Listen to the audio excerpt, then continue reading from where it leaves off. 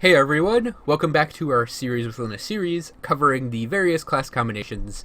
I'm continuing my Arcanist rampage through these combos into the Druid class. And the Druid class, it's a little like the Nightblade in that you have one major damage synergy, and that is lightning. But unlike the Nightblade, you don't have that crazy defensive combo at your disposal. It's a little bit more like the Battle Mage than the Nightblade, beyond the sort of single damage synergy that happens.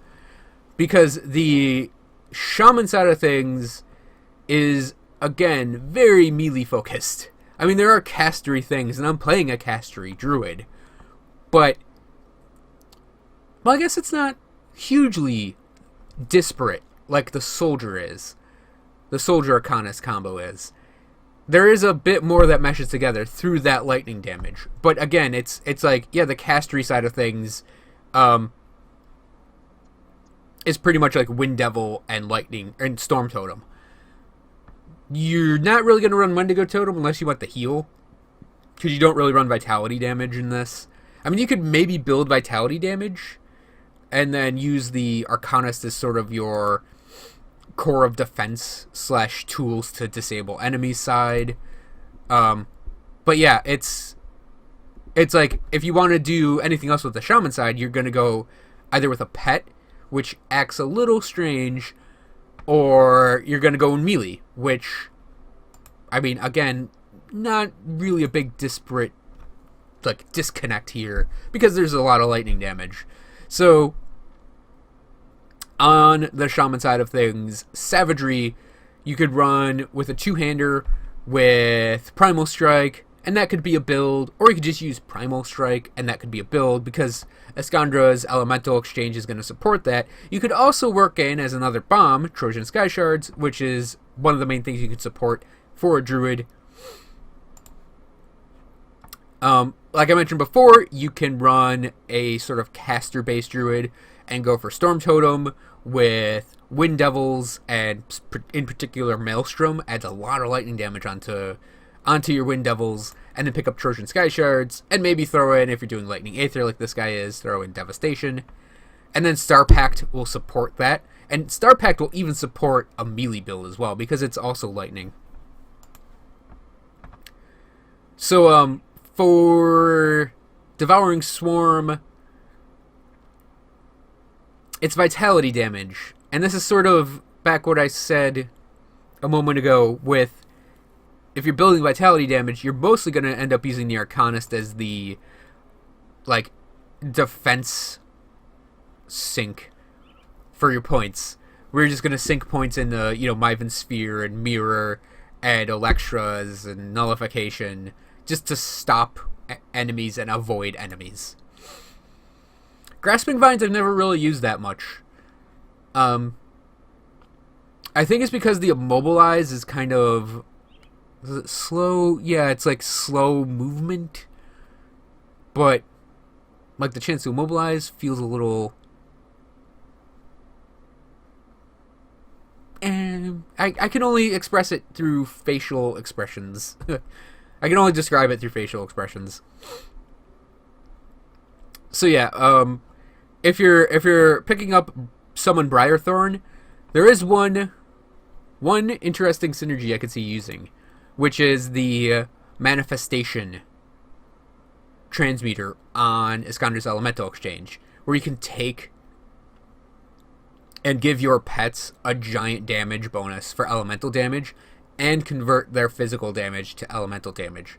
I think it's something like... It's a lot. I don't remember exactly what it is, because I have a character that has that for a weird thing he's doing, but he's not a Druid. But yeah, that could potentially be a really solid, interesting build, where you're using Summon Briarthorn, and you're maybe running in like Primal Striking, because Escandra's Elemental Exchange will still give you a big bonus, and then you apply a lot of bonus to this for elemental damage, and there are a couple pieces of gear that could maybe support it really well, but that gets into the gear dependency area I've mentioned a couple times already. where you really need like a Crown of the Winter King, I think it is. There's an amulet that lets you summon a Chillmane that would also be related to this. And then a two-handed sword called the Bane of the Winter King, which has like this passive that gives cold damage to you and your pets. So it's like you could, and it's actually trickster based. So it's not exactly the best druid weapon, but it works for a druid. I've seen it work for a druid because that weapon plus Crown of the Winter King is sort of a build unto itself.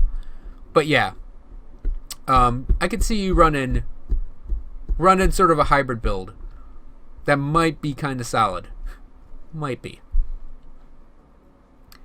Stormcaller's Pact is, I think, more for melee than for an actual caster thing. I mean, I know it does have that chance of giant amounts of lightning damage, and it does convert physical to lightning, and it does give you bonus crit damage. So yeah, I guess it's a mix. Like, the Shaman is very warrior magey right out of the box. So yeah, that's kind of supporting the warrior magi-ishness. Conjure Primal Spirit is another, like, you could maybe make it work in this combination. It is really strong as a one-pointer, especially in terms of the amount of health it has. And I mean, you could work to make it work with a druid.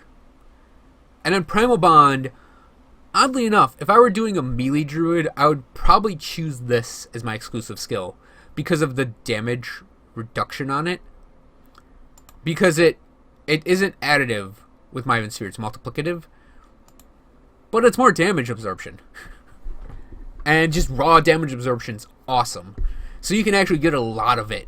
I think it's something like 35-ish, something like that. And just taking away a third of the damage that's incoming is quite a thing when you really think about it. And finally, I think one of the main reasons you'd want this combination would be Pact of Mogdragon, Mogdragon's Pact, with Heart of the Wild. Because Heart of the Wild is 40% health. It's a huge amount of health. Like, my druid goes from like 6,500 health to like 8,600 health. That's 2,000 health. That's not an insignificant amount of health that this character gets. And I mean, you can get more armor and pierce resistance out of this, so you can actually get some good defenses going with this. I think the Arcanist Druid is a pretty solid middle tier class combination.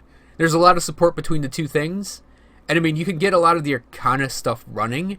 Like, you can get Calidor's Tempest and Penetti's Replicating Missile, and oddly enough, Albrecht's Aether Ray and Trojan Sky Shards all running with this.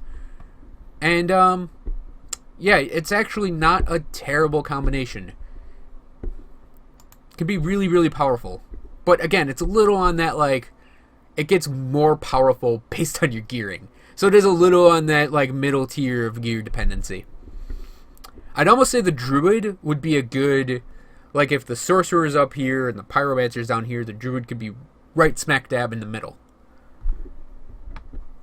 Just a perfect representation of the middle tier, in my opinion.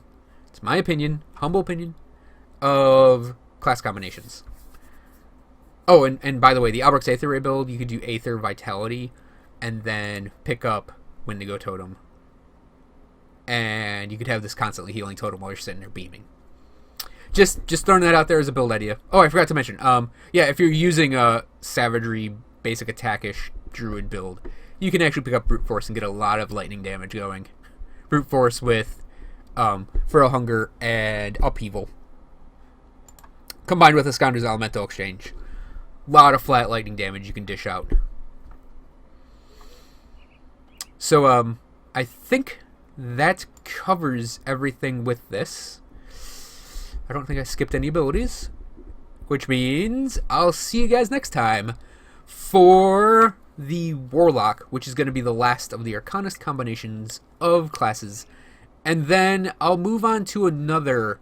Like, I'll go like, this is all the Arcanist ones, and I'll do like all the next, and then down the line until we get to all the classes in the game. So thanks for watching again, and I'll see you guys next time.